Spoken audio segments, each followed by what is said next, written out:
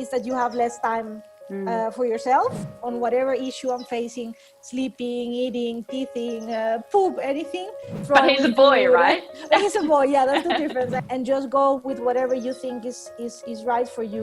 Wonderful experience of everyone napping at the same time. Yeah, and don't hesitate to ask for help as well. Hi everyone, and thanks for joining me.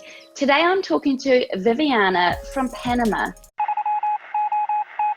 She's part of our Little Ones community and has been using our sleep programs with her youngest child, her son, for the last year. I'm going to talk to her about why she started using our sleep advice, how she worked her way through the 4-month sleep regression and self-settling in a nice, gentle way. She's going to share some advice to new mothers, and also we'll talk a bit about how everything changes once you have 2 children.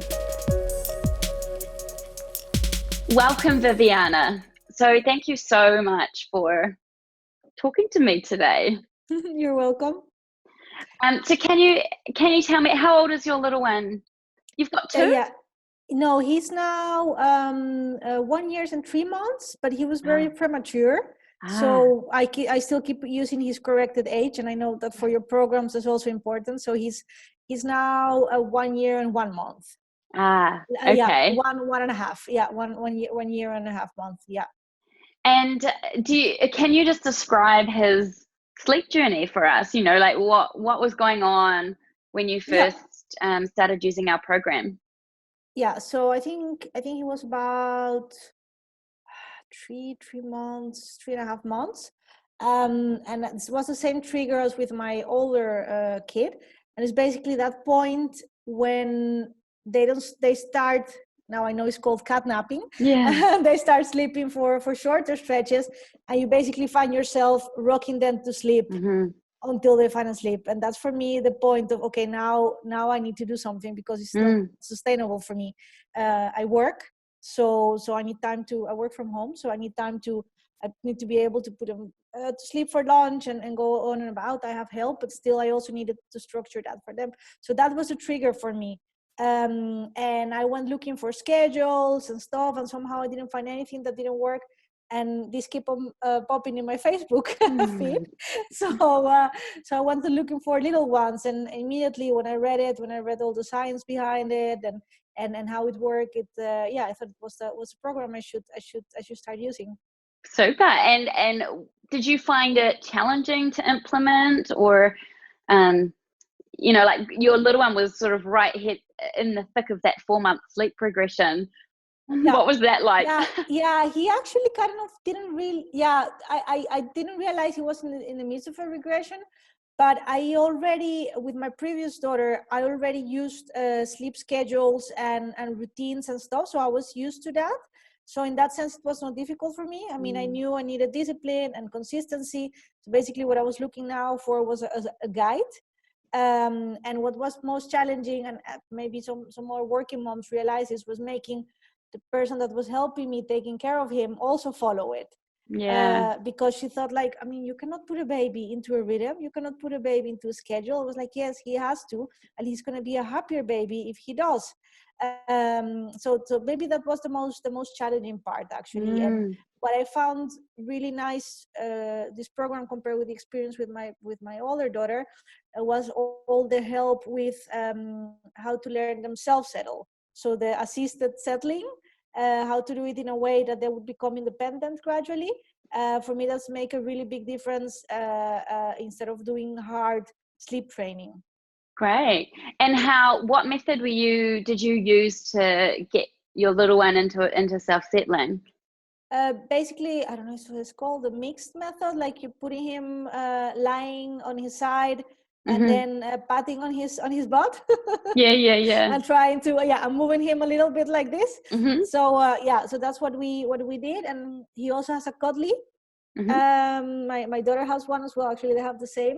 Cute. And both of those things basically is what has worked for him. And I mean, I think he was around March after he was born, so he was almost 4 months, 5 months back then, 6 almost. He started to sleep through the night, and Wow. and basically now as we talk, he's having, I think, his worst sleep regression since we started. Is he in But the yeah. the 2 naps to 1 transition? Yes, he still really needs that nap. I mean, actually, if we don't wake him up, he could sleep for an hour and a half in the morning. So we still keep it to the half hour. But yeah, I before the call, I was just really revisiting the schedule, thinking, okay, now is the point when we really need to start cutting that nap shorter, because that's getting us into trouble. Yeah. Yeah, this one is a tricky transition. And once you get rid of that morning nap altogether, then it's still a tricky, like some days you'll need it, some days you won't. Yes, exactly. Some days depends on when they you'll wake need up to you'll need to bring bedtime earlier, sometimes you won't. It's just one of those things. Yeah, that's one of those things I really like about the program. I mean, it gives you a schedule, but it also gives you a lot of troubleshootings and ways. Okay, I mean, you didn't make it today like this, and put the bedtime earlier, or make the middle nap longer. And I think what I wrote you in the message is, of course, there are days when the schedule doesn't work.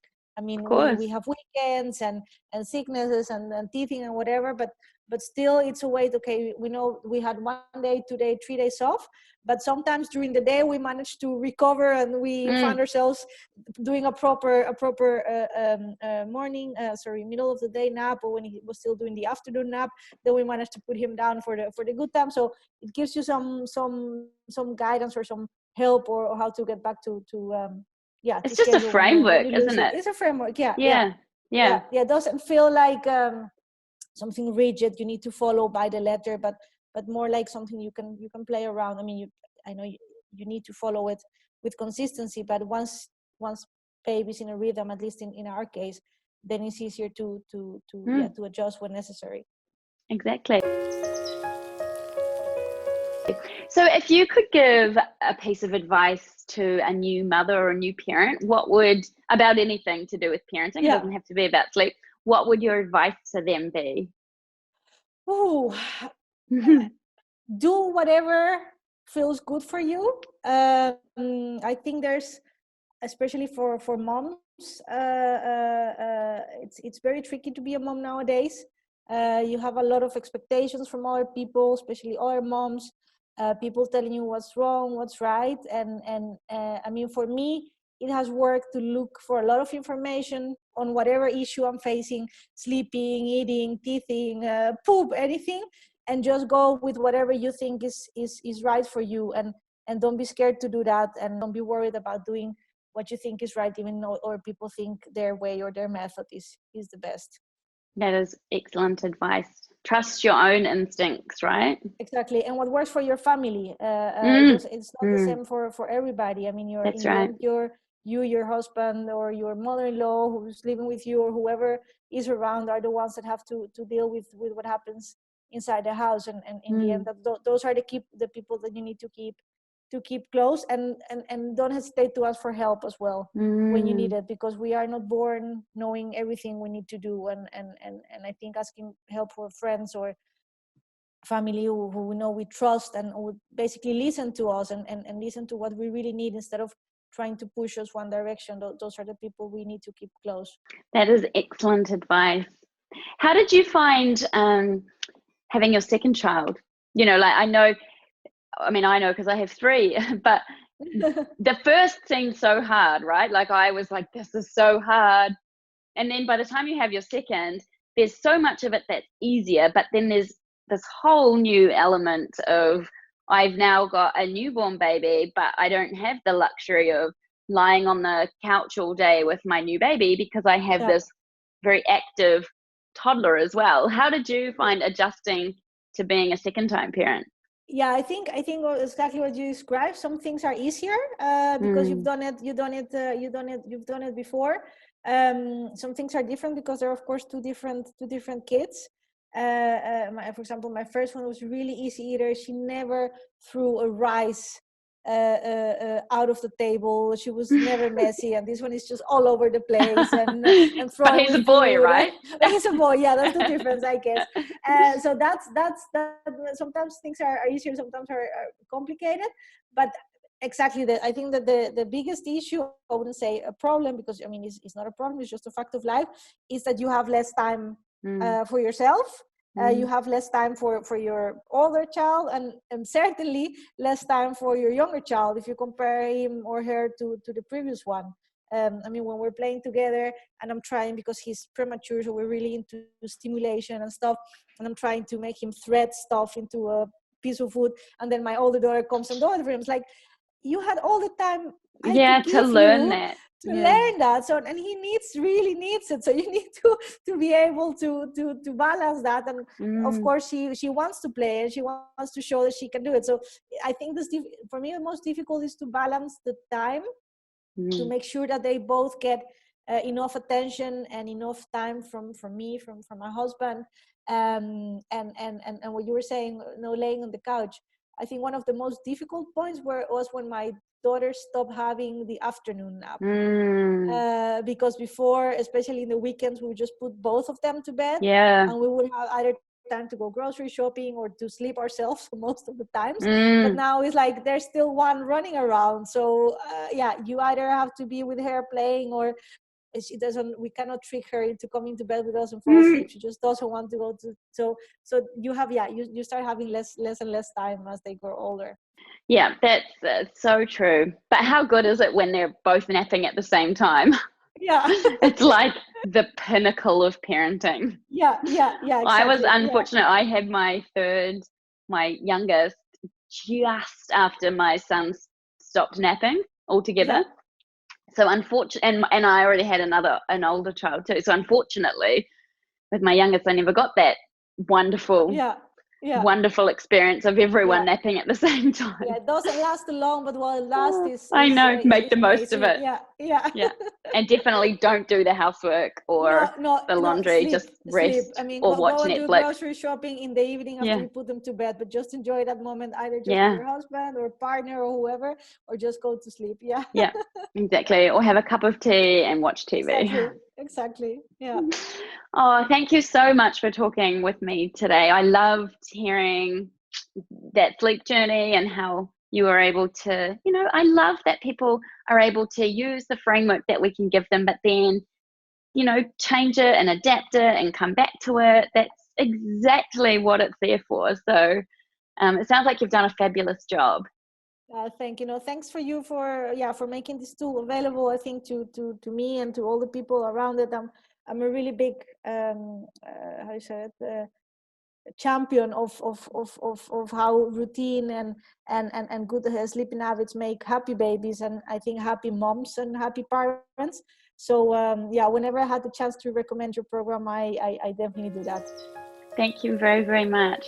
Thank you so much, Viviana, for joining me today. And thank you to you guys for watching. We share our customers' sleep stories because I feel like the challenges that they experience are universal. And I'm sure there are those of you out there watching who have been in the same shoes as Viviana. And if any of her story or if any of her advice is able to help you, that's awesome. If you need a little bit more help with your little one's naps or nighttime sleep, check out our website and our sleep programs by clicking the links below. We also have a lot more videos here on our YouTube channel to help you with any aspect of your little one's sleep. Thank you again for joining me today. I'll talk to you soon.